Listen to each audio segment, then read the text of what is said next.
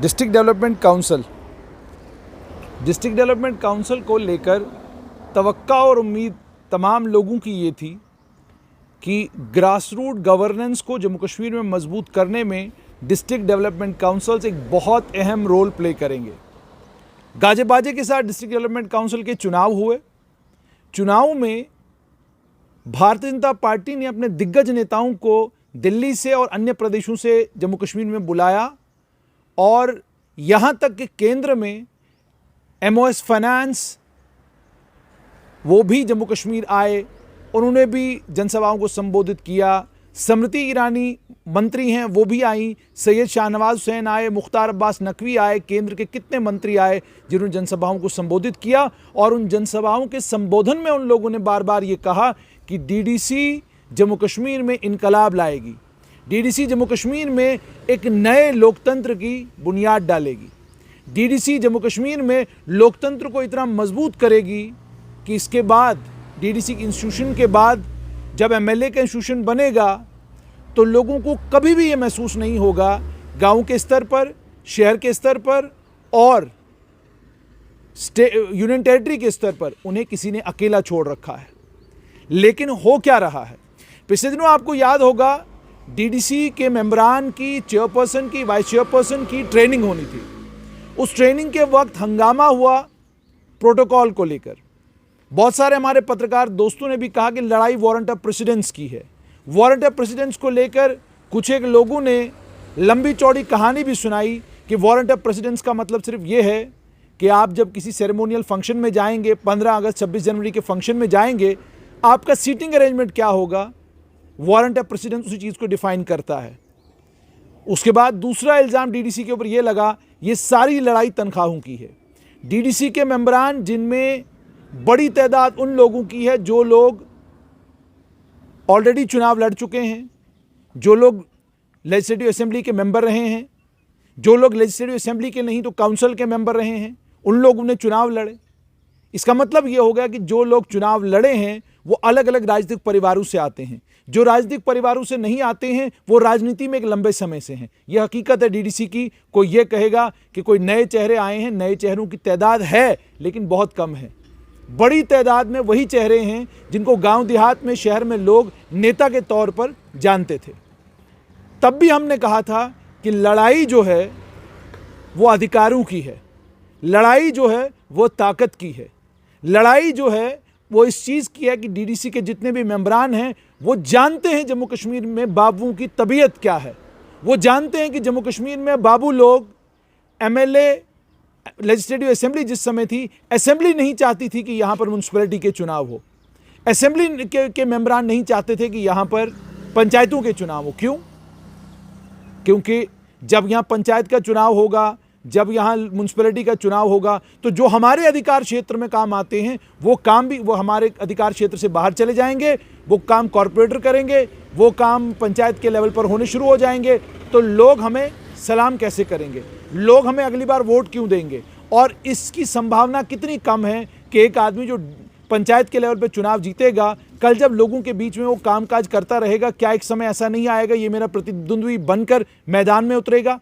जम्मू कश्मीर में रीत है, जिस कॉन्स्टिट्यूएंसी में जो नेता है वो अपने पुत्र को, अपने बच्चे को आने वाले कल के लिए नेता तैयार करता है। जिस कॉन्स्टिट्यूएंसी में जो नेता है वो अपने भाई, भतीजा, किसी रिश्तेदार को तैयार करता है कि आपने आने वाले समय में, आने वाले कल में चुनाव लड़ने हैं।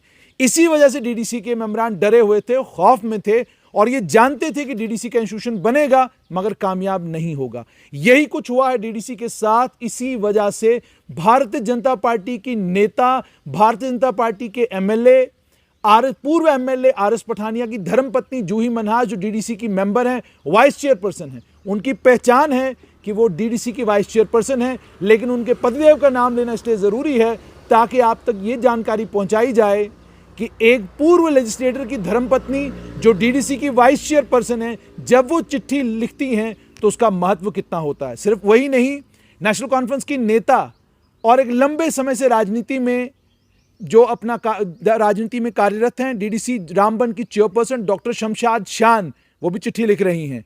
उसके अलावा DDC किश्तवाड़ की जो मेंबर हैं वो भी DDC किश्तवाड़ से भी एक चिट्ठी आई है। अब ये तमाम चिट्ठियां क्यों लिखी गई हैं, कहा क्या गया है? कहानी वही है। सबसे पहले कहानी उधमपुर से, कहानी ये कि डिस्ट्रिक्ट डेवलपमेंट कमिश्नर उधमपुर को लेकर, इंदु कंवल चिब उनको लेकर साफ तौर पर एक चिट्ठी डिस्ट्रिक्ट डेवलपमेंट काउंसिल उधमपुर से गई है और चिट्ठी सीधा लेफ्टिनेंट गवर्नर मनोज सिन्हा के नाम की है। 16 अप्रैल 2021 को क्या हुआ कि भारतीय जनता पार्टी की नेता और vice chairperson district development council Udhampur Juhi Manhas को चिट्ठी लिखनी पड़ी। चिट्ठी इसलिए लिखनी पड़ी, उन्होंने कहा कि 1 अप्रैल 2021 को पहली installment district plan capex budget की फाइनेंस डिपार्टमेंट ने रिलीज की, लेकिन फाइनेंस डिपार्टमेंट ने जो उसके साथ चिट्ठी लिखी, उस चिट्ठी में मालूम ही नहीं है कि इस चिट्ठी में रोल क्या है डिस्ट्रिक्ट डेवलपमेंट काउंसिल का, इस चिट्ठी में रोल क्या है डिस्ट्रिक्ट डेवलपमेंट काउंसिल के मेंबरान का। ये चिट्ठी मेरे पास है, ये 1 अप्रैल 2021 की चिट्ठी है और इस चिट्ठी में ये कहा गया है कि जो डिस्ट्रिक्ट का कैपेक्स बजट है, उस डिस्ट्रिक्ट के कैपेक्स बजट को लेकर चिट्ठी लिखी गई है। वेग तरीके से इस चिट्ठी के अंदर जानकारी दी गई है। वेग तरीके का मतलब ये हो गया कि बीम्स के जरिए फंड्स जो हैं वो दिए जा रहे हैं और नीचे कहा गया the utilization of fund shall be subject to following terms and conditions. All district development commissioners shall furnish the district plans, project activity wise in consultation with PRIs, BDCs, GDCs of the concerned district, preferably by end of April but not later than 5th May 2021। District development कमिश्नरों को finance department, जो वित्त department हमारे जम्मू कश्मीर का है, वो कहता है कि आप डिस्ट्रिक्ट प्लान, पंचायती राज इंस्टीट्यूशंस के BDCs और DDC जो कंसर्न डिस्ट्रिक्ट है उनके साथ मिलकर बनाएंगे अप्रैल के आखिर तक और 5 मई से पहले पहले ये प्लान्स आपने हमें भेजने हैं। यहाँ ये समझने की ज़रूरत है कि BDC को भी आपने बुला लिया, DDC को भी आपने बुला लिया। BDC के मेंबरान से भी आप कंसल्टेशन कीजिए, DDC के मेंबरान से भी आप कंसल्टेशन कीजिए, लेकिन वित्त मंत्रालय के इन बाबू लोगों से एक विनम्र विनती और आग्रह, कृपा करके पंचायती राज एक्ट, पंचायती राज को जो कानून है, उस कानून में BDC और DDC के काम क्या हैं और किसको क्या करना है, किसकी मीटिंग कैसे होगी, कौन क्या कैसे मीटिंग किसके साथ करनी है, कौन डिस्ट्रिक्ट प्लान्स फाइनलाइज करेगा, कौन डिस्ट्रिक्ट प्लान्स फाइनलाइज करेगा, कौन डिस्ट्रिक्ट प्लान्स को फाइनलाइज करेगा, ये तमाम चीज़ें आपको पंचायती राज एक्ट से मालूम पड़ेंगी। वेग तरीके से चिट्ठी लिखने का साफ तौर पर यह मतलब है कि आप ना तो BDC का एहतराम करते हैं, ना आप DDC का एहतराम करते हैं। अगर आपको मालूम होता कि किस मंशा के साथ और किस नीयत के साथ केंद्र सरकार ने जम्मू कश्मीर में DDCओं का गठन किया है, BDCs का गठन किया है, तो शायद इतनी वेग चिट्ठी फाइनेंस डिपार्टमेंट नहीं, वित्त डिपार्टमेंट नहीं लिखता। वो चिट्ठी में क्लैरिटी के साथ लिखता कि DDCs के साथ कंसल्टेशन करनी है या उनसे प्लान मांगने हैं, BDCs के साथ कंसल्टेशन करनी है या उनसे प्लान मांगने हैं। और मेहरबानी करके पंचायती राज एक्ट के कानून को पढ़ने की सलाह जो आप पत्रकारों को और BDC और DDC के मेंबरान को देते हैं, आप खुद भी ज़रा पढ़ लिया करें। उसके बाद जूही मनहास कहती हैं एक और चिट्ठी 29 मार्च 2021 को, जिसमें 13/4/2021 को मीटिंग कन्वीन की DC ऑफिस में, उसमें DDCs को पार्टिसिपेंट के तौर पर बुलाया गया कि एक मीटिंग होने जा रही है DC ऑफिस में, आप भी आइए, आपको भी सादर आमंत्रण है। उसके बाद तीसरी चिट्ठी की बात की गई, action plan for works in tribal areas को प्रपोज किया गया without taking DDCs on board, यानी DDCs को ऑन बोर्ड लिए बगैर आपने क्या किया कि आपने DDCs को ऑन बोर्ड लिए बगैर ही आपने ऑथोराइजेशन दे दी ट्राइबल एरियाज के लिए। जो एक्शन प्लान था उसको आपने प्रपोज कर दिया। उसके बाद CD और पंचायत के तहत जो ऑथोराइजेशन दी गई उसमें भी डिस्ट्रिक्ट डेवलपमेंट काउंसिल से पूछा नहीं गया और ये ऑथोराइजेशन जो है 18/12/2020 को दी गई, ठीक है, ऑर्डर नंबर।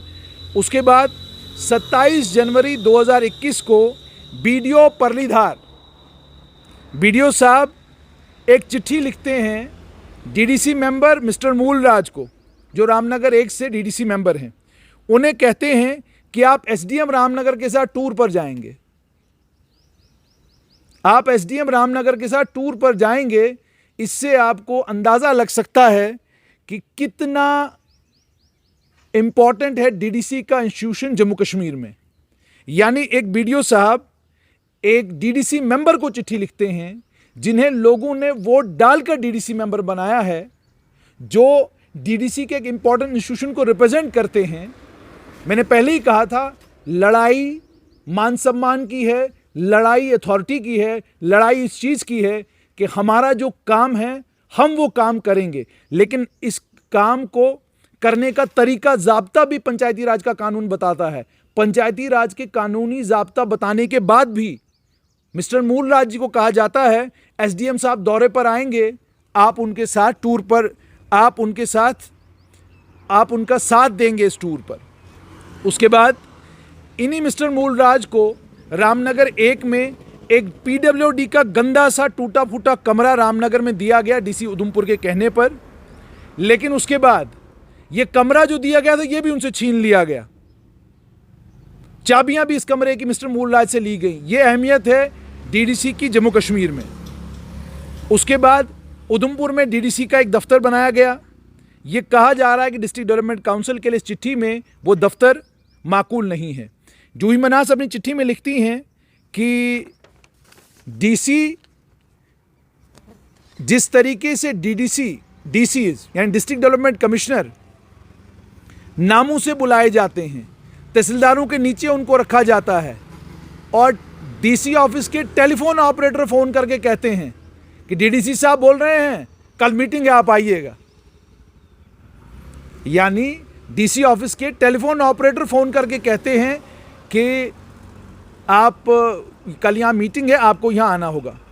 और इन्होंने ये भी कहा, ये मैं नहीं कह रहा हूं, ये कह रही हैं, इन्होंने ये भी कहा कि डिस्ट्रिक्ट ऑफिसर्स और डिस्ट्रिक्ट एडमिनिस्ट्रेशन को अगर ये लगता है कि किसी मसले में डीडीसी के साथ बातचीत करनी है तो तरीका ये है कि डीडीसी चेयरपर्सन और वाइस चेयरपर्सन को मीटिंग कन्वीन करने के लिए बोला जाना चाहिए।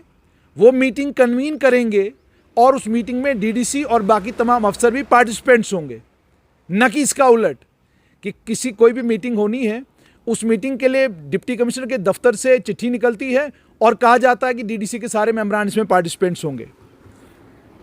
अच्छा, उसके बाद ऑफिसर्स को रिक्वेस्ट किया जाना चाहिए कि डीडीसी की मीटिंग है, आपको इस मीटिंग में पार्टिसिपेट करना चाहिए, न कि इसके उलट कि मीटिंग जो है वो डीसी ऑफिस में होगी और डीडीसी के मेंबरान को 14 के 14 मेंबरान को वहां हाजिरी देनी होगी। अच्छा, उसके बाद ये भी कहा गया कि आपने डीडीसीज को डिस्ट्रिक्ट प्लान्स में डीडीसी का क्या रोल होगा, डिस्ट्रिक्ट डेवलपमेंट काउंसिल का क्या रोल होगा, उसको और क्लैरिटी के साथ डिफाइन किया जाना चाहिए, ताकि ये पता चल सके कि इसका क्या मतलब है कि डीसी डिस्ट्रिक्ट प्लान पंचायती राज इंस्टीट्यूशन के बीडीसीज और डीडीसीज से कंसल्ट करके बनाएंगे। कंसल्टेशन का क्या मतलब है? प्लान आपने बना लिया, फोन पर पूछेंगे, हेलो डीडीसी चेयरमैन साहब, हमने प्लान फाइनल कर लिया है, दस्तखत के लिए कागज भेजें, हमने ये किया है, आप इसमें सहमत हैं? क्या आपने कभी एमएलए के इंस्टीट्यूशन के साथ ये किया? क्या इससे पहले जो एमएलसी का इंस्टीट्यूशन था, क्या उसके साथ कभी ऐसा किया बाबू लोगों ने? क्या ये कभी आप मेंबर पार्लियामेंट के साथ करते हैं? उसके बाद इलेक्टेड रिप्रेजेंटेटिव्स को लेकर उन्होंने यही गुजारिश की है कि क्लैरिटी के साथ ये सामने बात आ जानी चाहिए कि डीडीसीज को करना क्या है। ये मैंने पहले भी एक बार कहा था। उसके बाद इन्होंने बहुत सारे ऑर्डर, जिन ऑर्डरों में उधमपुर में मीटिंग्स हुई हैं, उन मीटिंग्स में डीडीसी के मेंबरान को बुलाया ही नहीं गया। अच्छा, उसके बाद रजिस्ट्रेशन ऑफ पंचायत हलकों में कॉन्ट्रैक्टरों की रजिस्ट्रेशन होनी है। इस कॉन्ट्रैक्टरों की रजिस्ट्रेशन के लिए चेयरमैन डिस्ट्रिक्ट डेवलपमेंट काउंसिल को बुलाया गया, vice chairperson district development council को बुलाया गया, जितने मेंबरान हैं डिस्ट्रिक्ट डेवलपमेंट काउंसिल के सबको बुलाया गया, चेयरमैन बीडीसी को भी इसमें बुलाया गया। और लिखा क्या गया है, असिस्टेंट कमिश्नर डेवलपमेंट उधमपुर लिखते हैं कि आपको 2 बजे मीटिंग में शार्प आना है, यानी 2:01 पर भी नहीं आप आ सकते। साफ तौर पर आप ये समझ सकते हैं, इन ऑर्डरों की जुबान ये बताती है कि डीडीसी का एक इंस्टीट्यूशन बनाने के बाद भी बाबू लोग ही डिसाइड करते हैं मीटिंग कब होगी, बाबू लोग ही डिसाइड करते हैं मीटिंग कैसे होगी, बाबू लोग ही डिसाइड करते हैं कितने बजे मीटिंग होगी, बाबू लोग ही ये कहते हैं कि आपको 2 बजे से पहले फौरन पहुंच जाना है। ठीक है। उसके बाद कैपेक्स बजट 2020-21 की authorization of funds under CDN panchayat new works को लेकर इसमें तमाम लोगों के लिए चिट्ठी निकाली गई है, लेकिन ना डीडीसी मेंबरान के लिए चिट्ठी है, ना बीडीसी मेंबरान के लिए चिट्ठी है। इसमें उन्होंने कॉपी भेजी है सेक्रेटरी रूरल डेवलपमेंट को, डीडीसी उधमपुर को, डायरेक्टर रूरल डेवलपमेंट को, एडीसी उधमपुर को, एक्सीएन उधमपुर को, बीडीओज को ले, और उसके बाद ऑफिस फाइल। उसके बाद यानी अगर उधमपुर के प्रशासन को किसी भी समय ये लगता कि डीडीसी एक इंपॉर्टेंट इंस्टीट्यूशन है, या डीसीओ को ये लगता कि केंद्र सरकार ने एक बहुत बड़ी मंशा के साथ डीडीसी के इंस्टीट्यूशन को जम्मू कश्मीर में बनाया है, तो फिर ऑर्डर ऐसे नहीं निकलते कि आप कैपेक्स बजट का, आप सीडी और पंचायत के नए कामों के लिए कैपेक्स बजट की चिट्ठी निकालते हैं और उस चिट्ठी उसकी एक कॉपी जो बीडीसी और डीडीसी के मेंबरान को, चेयरपर्सन को जानी चाहिए, वो चिट्ठी आपने भेजी ही नहीं है। यानी आप काम क्या कर रहे हैं, काम क्या हो रहा है, जैसे पहले चल रहा था वैसे ही आगे भी चलेगा। उसके बाद ये भी कहा गया है कि ये 27 जनवरी 2021 की बात है, बीडीओ ऑफिसर परलीधार की चिट्ठी भी मेरे हाथ में है। इस चिट्ठी में ये कहा गया है कि सब डिविजनल मजिस्ट्रेट रामनगर जो है वो थेले, बैंस्ता, पिंगर और कोगड़मड़ गांव का दौरा करेंगे, और it is as requested to your good self to accompany the officers on the scheduled date. यानी अफसर जा रहा है और आपसे गुजारिश है कि आप अफसर के साथ जाएंगे, टू अकम्पनी। इससे साफ तौर पर ही समझ में आता है कि डिस्ट्रिक्ट डेवलपमेंट काउंसिल के इंस्टीट्यूशन का काम क्या है, डिस्ट्रिक्ट डेवलपमेंट काउंसिल एक लोकतांत्रिक ढांचे में कितना इंपॉर्टेंट है, डिस्ट्रिक्ट डेवलपमेंट काउंसिल के मेंबरान का प्रोटोकॉल क्या है, डिस्ट्रिक्ट डेवलपमेंट काउंसिल के मेंबरान को कैसे एड्रेस किया जाना चाहिए। ये तमाम चीज़ें अभी तक बाबू लोगों को बताई नहीं गई हैं, क्योंकि जम्मू कश्मीर में बाबू लोग अभी तक, इस समय तक 5 अगस्त 2019 के बाद लगभग 2 साल का वक्त होने वाला है, अभी भी बाबू लोगों को जम्मू कश्मीर में समझ नहीं आया है कि डिस्ट्रिक्ट डेवलपमेंट काउंसिल पंचायती राज इंस्टीट्यूशन का एक इंटीग्रल और इम्पॉर्टेंट कंपोनेंट है।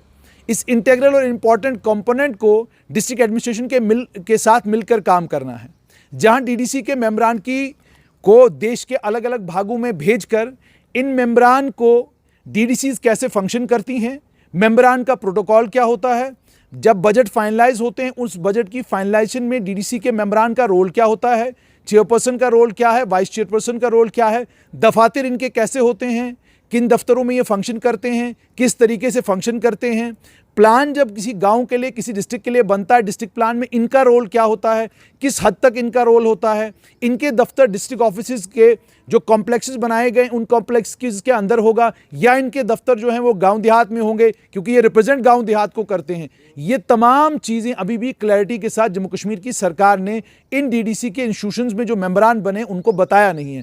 उसी का नतीजा ये है कि आज हंगामा हुआ है। किश्तवाड़ से भी शिकायत ये आई है कि जी डीसी साहब ने मुझे चिट्ठी लिखी और डीसी साहब ने चिट्ठी में लिख दिया श्रीमती, या लिखते हैं डियर।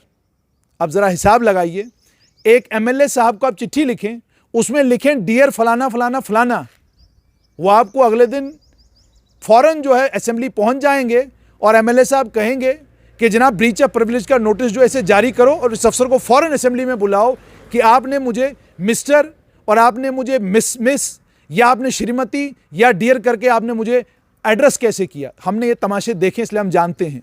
हमें ये भी मालूम है कि जिस समय जम्मू कश्मीर में लेजिस्लेटिव असेंबली होती थी, अगर एक अफसर किसी एमएलए की अगर वो इलीगल दीवार कहीं चढ़ा रहा होता था या इलीगल ज़मीन पे कब्जा कर रहा होता था, वो अफसर अगर वहाँ जाकर रोकता था उसको कि जनाब ये मत करिए, ये गलत है, मैं ये होने नहीं दूंगा।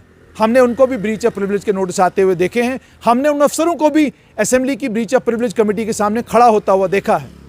अब यहाँ पर ब्रीच ऑफ प्रिविलेज कमेटी कौन बनाएगा, क्या इनकी प्रिविलेज को ब्रीच किया गया है कि नहीं किया गया है, उसको डिफाइन करना बहुत ज़्यादा ज़रूरी है। इसीलिए जिस समय वारंट ऑफ प्रेसिडेंस इशू हुआ था, हमने तब भी कहा था वारंट ऑफ प्रेसिडेंस इशू करते समय क्या सरकार ने इस बात का संज्ञान लिया कि जो डीडीसी के मेंबरान बनाए गए हैं, चेयरपर्सन बनाए गए हैं, क्या आपने इनको इनका काम बताया, क्या आपने इनको भारत दर्शन पर भेजा, क्या आपने इनको बंगाल, गुजरात, इन सारी स्टेटों में भेजा जहां पर ये इंस्टीट्यूशंस फंक्शनल हैं, क्या आपने इनको उड़ीसा का दौरा करवाया जहां पर ये डीडीसी के इंस्टीट्यूशन फंक्शनल हैं, क्या वहां जाकर इन लोगों ने देखा कि डीडीसी फंक्शन कैसे करती हैं, और इनके साथ साथ में डिस्ट्रिक्ट डेवलपमेंट कमिश्नरों को भी भारत दर्शन कराने की ज़रूरत है, ताकि इनको ये मालूम पड़े कि डीसी का कितना बड़ा दफ्तर अन्य प्रदेशों में होता है, अन्य यूनियन टेरिटरीज में होता है। डीसी के पास कितनी ज़्यादा ताकतें अन्य प्रदेशों में और अन्य यूनियन टेरिटरीज में होती हैं। ज़रूरत इस चीज़ की है जहाँ डीडीसी मेंबरान के प्रोटोकॉल का, डीडीसी मेंबरान की इंपॉर्टेंस का और डीडीसी मेंबरान को इन सारे बजट फाइनलाइजेशन में जो पंचायती राज का कानून कहता है उस कानून के मुताबिक इनको अधिकार देने की ज़रूरत है, उसमें शामिल करने की ज़रूरत है। वहीं पर सरकार के लिए बहुत ज़्यादा ज़रूरी है कि इन डीडीसी मेंबरान को भी भारत दर्शन करा के ये बताया जाए कि आपका असली काम क्या है, आपका डिस्ट्रिक्ट में प्रोटोकॉल क्या है, आपका दफ्तर कैसा होगा। मुसीबत और परेशानी ये है कि डीडीसी के चुनाव जीतकर जो लोग आए हैं, मैंने पहले भी कहा था, ये सरकार के लिए सरदर्द बनेगा और ये इंस्टीट्यूशन आहिस्ता आहिस्ता, क्योंकि मकसद इस इंस्टीट्यूशन का ये था पंचायती राज मजबूत हो, मकसद ये था कि डेवलपमेंट को जो है और तेज़ी मिले। लेकिन अब ये हो क्या रहा है, लड़ाई आकर वहीं थमी है जहां लड़ाई उस समय थी जब लेजिस्लेटिव असेंबली थी, यानी प्रोटोकॉल का मसला है। जब तक आप इन डीडीसी मेंबरान को प्रोटोकॉल बताएंगे नहीं इनका क्या है, आप जब तक इनको ये बताएंगे नहीं कि डिस्ट्रिक्ट के प्लान फाइनलाइज करने में इनका रोल क्या है, जब तक आप इनको हर चीज़ में इन्वॉल्व नहीं करेंगे, आप यकीन मानिए ये लड़ाई बढ़ती जाएगी और दोबारा से आपको डीडीसी मेंबरान सड़कों के ऊपर खड़े होकर विरोध प्रदर्शन करते नजर आएंगे। और जब वो विरोध प्रदर्शन करते सड़कों के ऊपर विरोध प्रदर्शन करने के लिए नजर आएंगे, फिर न वो किसी दल के होंगे, न किसी पार्टी के होंगे, न किसी पर्टिकुलर ग्रुप के होंगे, न किसी के समर्थक होंगे और न किसी के खिलाफ होंगे। और दूसरी इंपॉर्टेंट चीज़, डेप्यूटी कमिश्नर्स को भी पंचायती राज एक्ट का कानून पढ़ लेना चाहिए। पढ़िए एक बार पंचायती राज का कानून, कोई मुश्किल नहीं है, किताब एक मंगवाइए, पढ़ लीजिए और देखिए नए कानून के तहत डीडीसी के जो मेंबरान हैं इनकी ताकतें क्या हैं। इनकी ताकतों के बिल्कुल ऐन मुताबिक इनको आप इंपॉर्टेंस दीजिए। मैंने पहले भी कहा था डीडीसी के मेंबरान को वारंट ऑफ प्रेसिडेंस में आपने एक इंपॉर्टेंस दे दी। उस इंपॉर्टेंस के बाद अगर आप डीडीसी के मेंबर को मीटिंग के लिए डीसी बुलाएगा तो हंगामा तो होगा, क्योंकि मैंने आपको कहा जम्मू कश्मीर है, इस जम्मू कश्मीर में जिस इंस्टीट्यूशन का जो काम है उस इंस्टीट्यूशन का वो काम उसको कभी उसको बताया ही नहीं गया।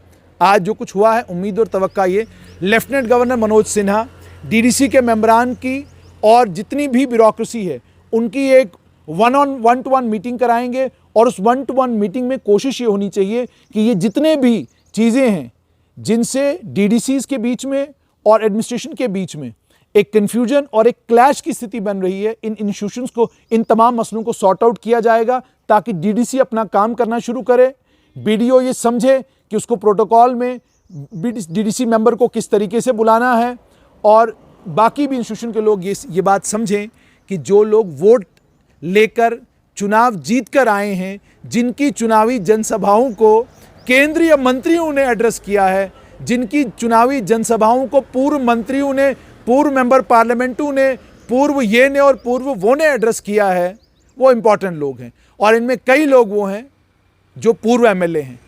पूर्व एमएलए जाहिर सी बात है किसी एक प्रोटोकॉल पूर्व एमएलए का भी वो उसके पास है और दूसरा डीडीसी मेंबर का भी। उम्मीद और तवक्का ये कि लेफ्टिनेंट गवर्नर मनोज सिन्हा इस सारे मसले की सुध लेंगे और कोशिश करेंगे कि डीडीसी का इंस्टीट्यूशन जम्मू कश्मीर में वाकई ग्रास रूट गवर्नेंस की एक मिसाल पूरे देश के लिए बन सके।